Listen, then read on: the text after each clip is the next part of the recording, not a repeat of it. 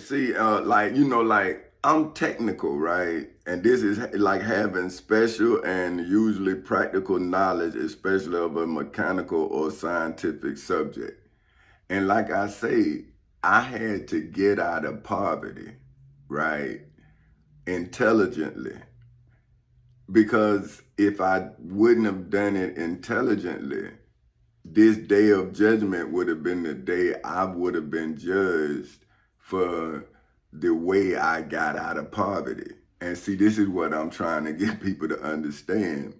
See, you cannot commit a crime and then become prosperous, because the day you commit the crime, you just gave a witness a loose end. See, so that's why my daddy used to always tell me if I was gonna do something, do it by myself.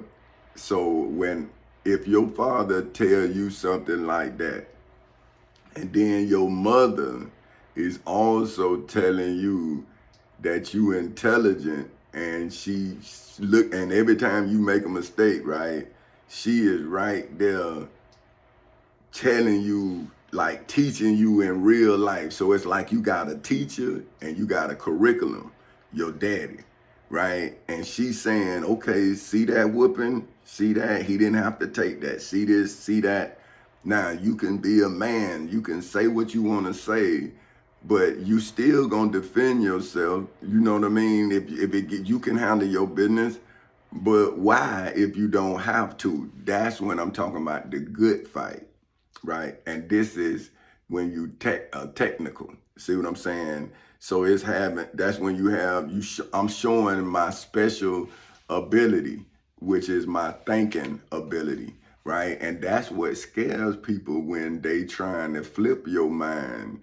But you saying, see, you the devil. You trying to work my mind like it's your workshop. So then they say, but I'm saying, well, why wouldn't I use what you said against you? The Christians say an idle mind is a devil's workshop, as if when they reading the Bible, they mind is being edified. I'm saying, well, you reading the Bible and it's already written. I'm in the process of writing my history, right? And I'm saying I've already written over 100 books.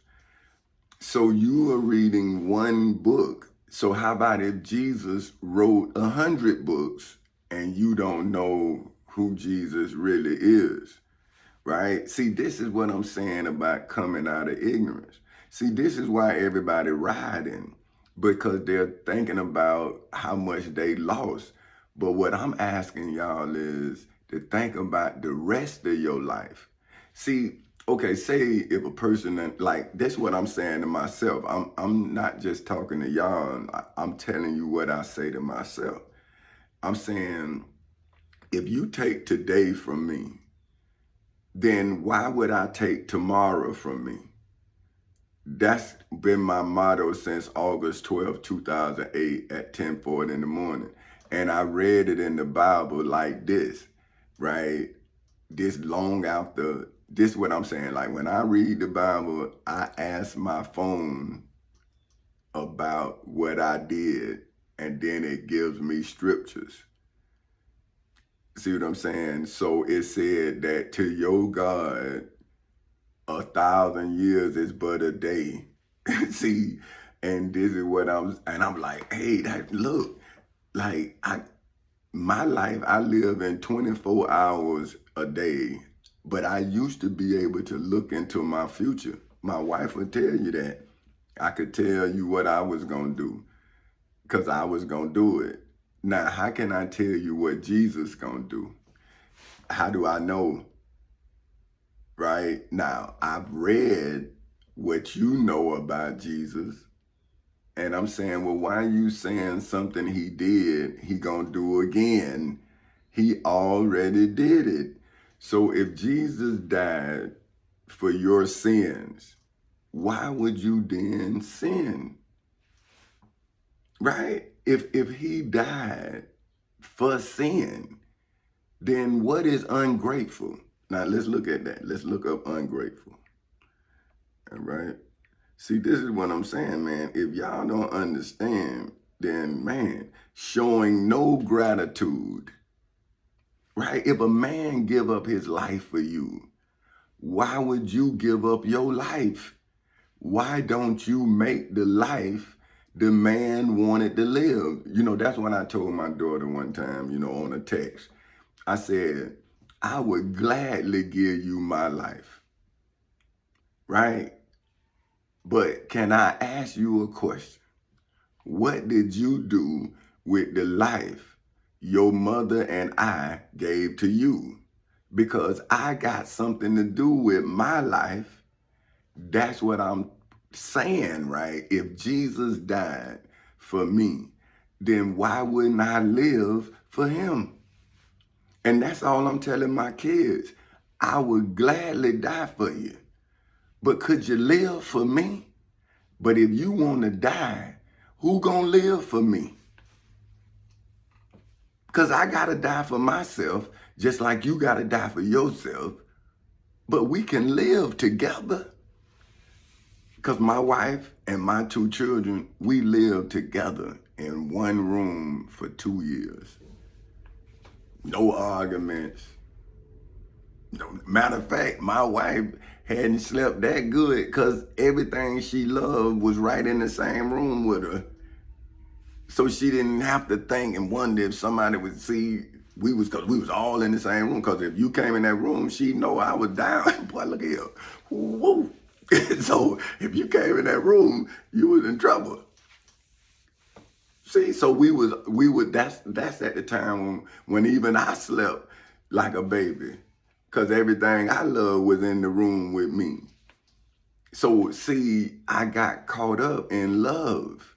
And now I'm asking y'all, why y'all bringing hate into that room when the devil opened that door and all this love flowed out? So why don't we give love a chance if we done gave hate its opportunity? You feel me? So now, okay, this is what I'm saying. That's why y'all owe me a debt of gratitude. Now, I don't know. Let me see if they'll look that up now, because they probably won't. Let me see. Nope. No, wait a minute. See, and this is what I'm saying, right? If we don't understand what's going on, right, then it's us. It ain't them, because they supposed to trick us. Right now, debt, so they don't look, okay, something owed. See? So you owe me, now let me show you, gratitude. See? The state of being grateful. See, you should be grateful that the love I had for my daughter and the love that my son showed me that I needed to have for him is what allowed me to learn how to love myself. See, because that's what I was trying to tell my daughter. See, I'm hurt now. And hurt people with words. And I don't want to do that because, see, when you love somebody and the way I know my daughter loved me, then I know that words coming from me will hurt her worse than a hit or anything. So I don't say nothing. Because my mother said, her grandmother told me, Tommy, if you don't have nothing good to say, don't say nothing at all. Now, don't you see she called me Tommy? see, she was upset. So, see, I don't even remember the times when she called me Chancey, not now. I mean, I do, but I don't recall them now. See, I'm telling you about the time she called me Tommy. That's when she upset. Because I was saying what I was saying. You understand what I'm saying? And so, you feel me? And she ain't like it. You feel me? But she said, it be making sense. See, that's what I'm saying. So she's saying, she was telling me how to communicate with somebody, right? But she was showing me how to communicate with myself. And that's what I'm saying, the beauty of a parent like the parents I had. Because I still got them with the lessons they gave me in life. And see, now I see like people who was Christians, see, they had instructions without guidance. See, you got instructions. You read the Bible. You in church right now. You going to church today. You probably getting ready right now to go to church. And you finna get instructions with no guidance. That man or woman you going to see is not gonna know what to do in real life because they live out of one book, and these people live out of multiple books. That's why they have libraries. See, but we still coming out of slavery in one book, and we still arguing over that one book, and they got libraries. See, they have authors who have written books so their children can learn how to be grateful for the things that they have. See, but we don't make history, we make money. So that way our children make money by any means necessary, even if that means selling their soul. See, to the devil. And once you sell your soul to the devil, how do you buy it back? See, once something is owed, that's why you give money.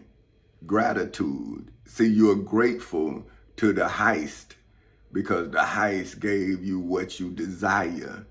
But now if you start spending stolen revenue, then people gonna see your newfound prosperity, and you gonna call robbers, the police. See, because your lifestyle is one that everybody gonna check. See what I'm saying? That's why you got to learn how to live below the radar. But see, when my daughter wanted to be a doctor, I was looking at the streets and staying away from the streets, shining. See, that's why I drove raggedy cars. See, and my wife, she went to work. So if they only see one nice car, then, you know. But see, you thinking from where you come from. This is what I'm telling you. But I was backing into where I'm at. So when they turned me around, I was prepared because I was preparing for the streets. And them cats, there wasn't nothing because they was against the law. You see what I'm saying? So this is what I'm telling y'all. Like, if you in a position, then the position you in has value if it's a legal position. So if you in a legal position, what you settling for? See, that's why I emancipated my people, because of the legal position I was in. And now I'm saying I need the streets. See, the streets that I was preparing for, now I need them. But I'm saying I never left the streets. I just knew the streets. And I'm saying, because I'm street. See, I'm from the hood. So it ain't like I go back visiting. I go back seeing. See, that's what I'm saying. And people say we from Africa, we African American. I'm saying, man, I don't know nobody in Africa. Now, I would like to meet my brothers and sisters in Africa, but I have never been to Africa. But I done been to the hood. I done lived in that mug. I done worked in that mug. I done fought in it. I done bled in it. I done all of it in it. Right? So it ain't like I'm not accustomed to it. But what I'm telling us is, why can't we acquire a different taste? You know, champagne tastes different than champagne. See what I'm saying? You know, I done had some wine, and then they teach you the difference between dry and wet. You see what I'm saying? Like, it's levels to this, right? But everybody should have the opportunity to taste a meal every day. But the only way we gonna do that is everybody gotta grow a grain. Now think about this. If everybody grow 1 grain, then everybody will bring something to the table.